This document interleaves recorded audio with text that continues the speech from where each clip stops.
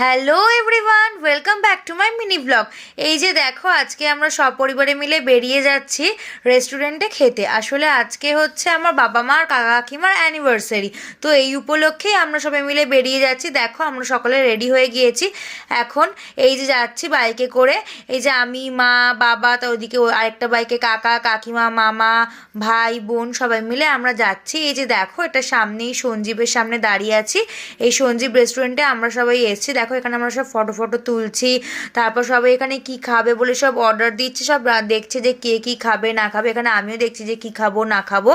আর এই যে দেখো, খুব সুন্দর জায়গাটা, তোমরা আসতে পারো জায়গাটাতে।